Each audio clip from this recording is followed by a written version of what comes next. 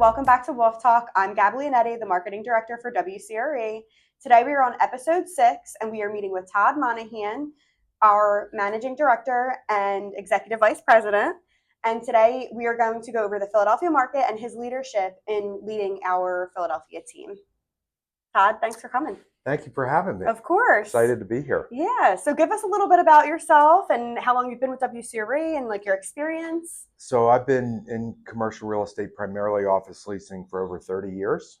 I am starting my 5th year here at WCRE. Yeah, we started around the same time. Full 4 years. And I manage our Philadelphia team and efforts to expand our market share in Philadelphia. And we do office, industrial, flex, warehouse, a little bit of retail. Mm-hmm. We're really agnostic as to the type of transaction we work on, and we focus on what the client needs and what's best for them. And although we do a lot of leasing, we're also involved in selling buildings for a number of clients. Yeah? So what are you seeing in the Philadelphia market? What trends are you seeing? So each market segment or property type is very different, right? So office is still recovering since COVID. We are seeing a lot more pressure by employers to return to the office. Might only be 2 or 3 days a week, but I think the leverage is swinging back to the employers, and that mandate of returning to the office is increasing the velocity of tenant signing leases, and we are seeing plenty of long-term leases. A lot of tenants are downsizing. Yeah. And there's certainly some landlords that have too much debt and are having trouble refinancing and positioning their buildings to do well going forward. And there's definitely a flight to quality, right? So the trophy buildings, the premier A quality buildings that are very well amenitized are, capturing the lion's share of the deals, and they're holding firm in their rates. They are much more generous in their leasing concessions in terms of tenant improvement allowances and free rent. I just closed an 11-year lease with $80 a square foot in tenant improvements and a full year of free rent. That's big. And we were able to convert the free rent to additional tenant improvement allowance. So we have a budget of $120 a square foot, which is terrific. Yeah. Construction costs have gotten so expensive. Yeah. That a project like that, you need a big allowance. But the industrial and warehouse distribution market is still as hot as ever. I'm sure. And we don't see that slowing down anytime soon. Retail market is definitely bouncing back, and we are seeing an increased amount of interest in suburban locations. Whether it's Conshohocken or Radnor or King of Prussia. Yeah, like the outside burbs. Yeah, the suburban alternatives, because some people in the return to office, some employers don't want to force their employees to commute back to the city. Yeah. And so we're seeing increased interest in suburban locations. Are you, as far as like going back to like the retail sector and things like that, are you seeing more brick and mortar as opposed to like the larger companies in Philadelphia as far as leasing goes? Brick and mortar is definitely back. Street traffic is, as strong as ever. Where it's soft and where landlords are struggling are retail places and Market and JFK, because all the office workers aren't back yet. Right. So a lot of like lunch spots and some restaurants are struggling with lunchtime demand. In fact, a lot of the better restaurants in Philadelphia don't even open until 4 o'clock. Yeah. Because that lunch traffic in the core central business district is just not there yet. But retail on Walnut and Chestnut Street is really bounced back and is much stronger. That's good to know. I know that you talked a little bit about, landlords and getting, people back into the office. What are you seeing as far as tenants go on the tenant rep side? What are you seeing for office? What they're looking for, what their needs are, their requirements, things like that? Well, the whole discussion of workplace strategy was beginning pre-COVID, and now it's even magnified even further, because employers really want to create a space that their employees want to be there. Right. And that's not only more collaborative seating areas, but also small phone rooms Mm-hmm. and small huddle rooms, Okay. and a vibrant space that's full of technology. So we're seeing people create podcast rooms or small team rooms with flat screens so they can do Teams calls, which is increasingly how people work. But they're creating dynamic work environments where people feel they need to be in the office Mm-hmm. or want to be in the office. But one of the challenges with high construction costs, and where we work closely with our clients, is trying to identify spaces where there are some existing conditions that they Okay. can reuse, whether it's some offices, some conference rooms. Everyone likes glass fronts on Mm-hmm. their offices or conference rooms, an open kitchen. And frequently you can find that and then do modest modifications so that you have a reasonable construction budget that the landlord can afford to pay for Right. within the constraints of the deal. So looking for existing conditions that you can reuse is really critical. And there's a lot of really good space that has good existing conditions. Some cases exposed ceilings. A lot of people do like the brick and beam Okay. type look in some of the Yeah. older buildings. Especially like in being in Yeah, Philadelphia, it's like yeah, that's the beauty of it. it's prevalent, Yeah. as opposed to just being a generic Market Street building. Right. And that makes it fun because you're looking for something unique and studying the existing conditions and how much that's going to cost to build, and then Right. building the deal around that.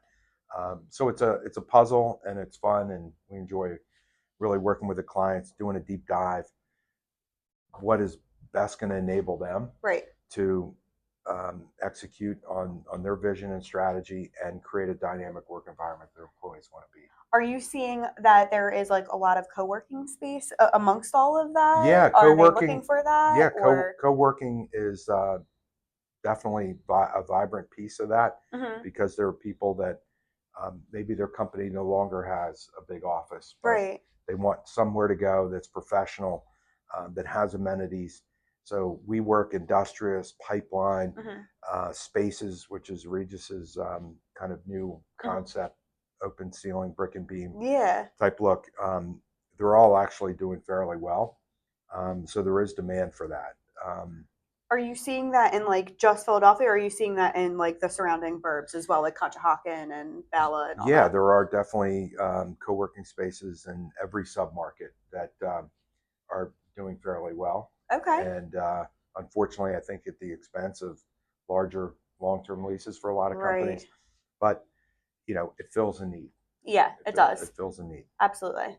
I know that you briefly mentioned that you closed recently on a large deal. And we've actually seen a couple of those come in now, which is great. What strategies are you doing and performing that are helping you win these high profile deals? Well, we always offer to read a tenant's lease and abstract it and write a situation analysis, cite Hmm. key issues and recommendations, compare their rent to the market. And really, we'll do that at no cost or obligation, just as an opportunity to demonstrate our subject matter expertise and to prove to them that we know what we're talking about. Right. And in that report, we'll basically lay out an entire strategy Hmm. for how they should approach their upcoming lease expiration, and whether that's a renewal or looking for new space. So that's been very effective. And then this recent transaction that I closed, we looked at 12 buildings, narrowed it down to 5, and they didn't think they could afford to be in one of the trophy buildings. Yeah. And we kept one trophy building in the mix in the short list, and really positioned 2 A buildings on Market Street as the benchmark and the preferred alternative, and made the trophy building compete and get super aggressive in order to win the deal. And that ended up proving to be, very successful for our client.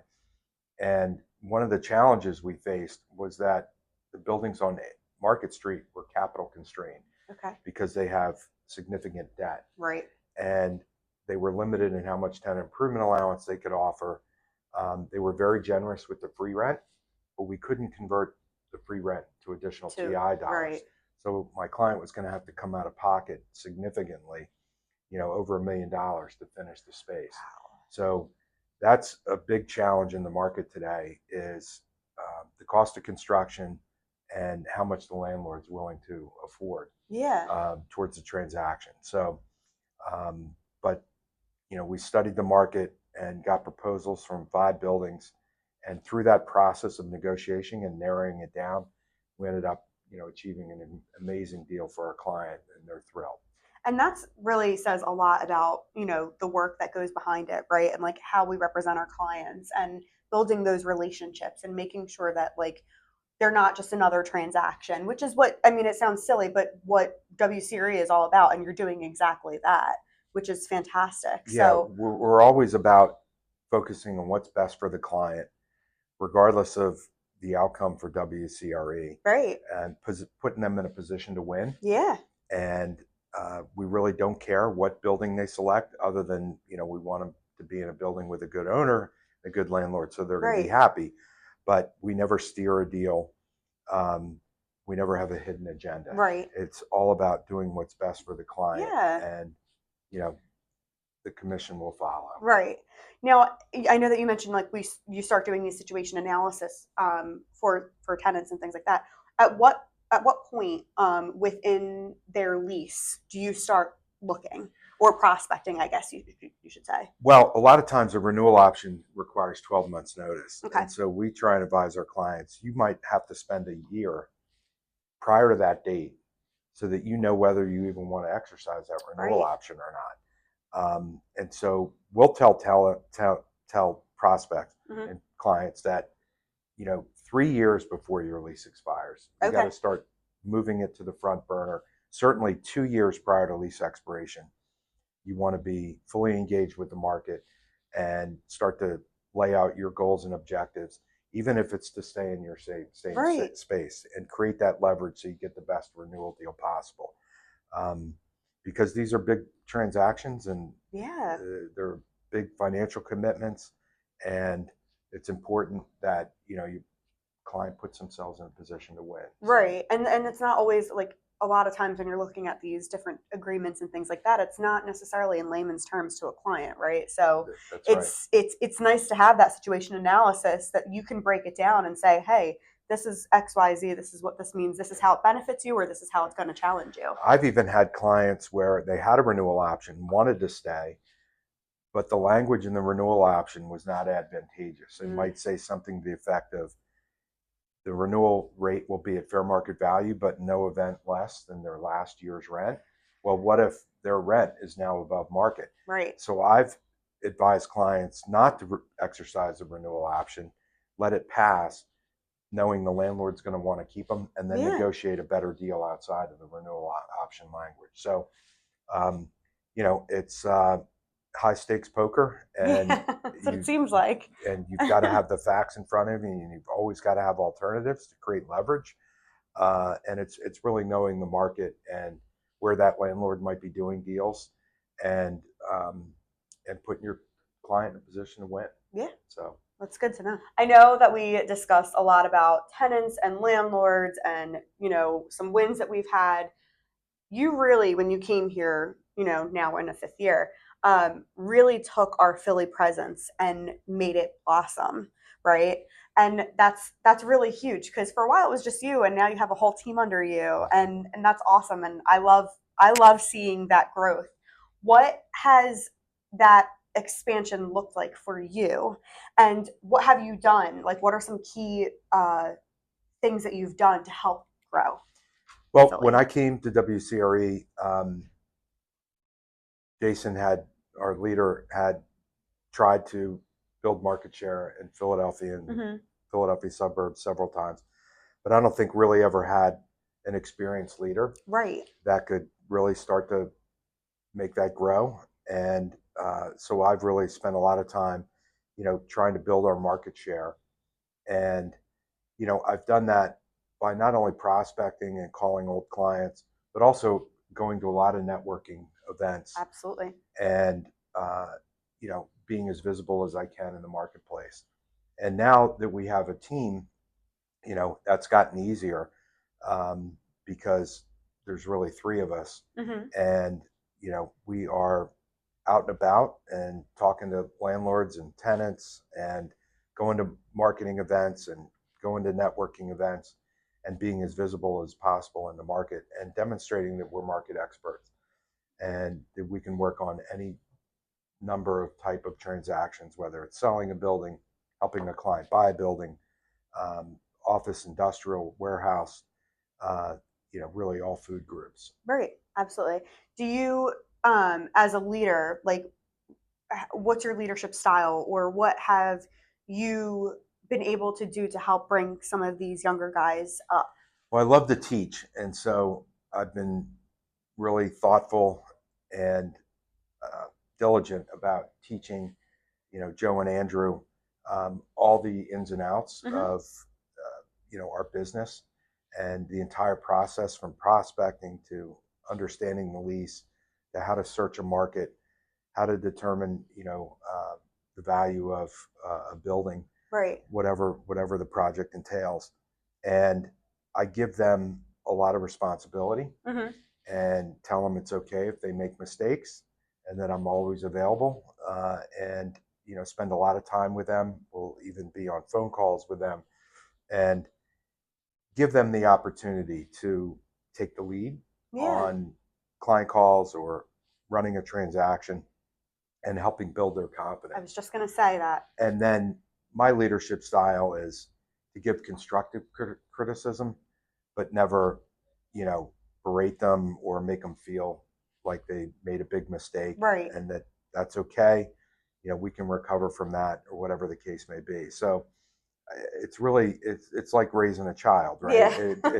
It's giving them wings, letting them know it's okay if they make a mistake or fail, that you're there to support them, and that they're going to grow through the process. Right. And a lot of times, like, we learn from making mistakes, Yes, right? absolutely. So it's like, you don't want to berate or, like, harp on a mistake when 9 times out of 10 you learn from that one anyway, because that's the one that's always going to stick with you for life, right? That's right. So that's really great.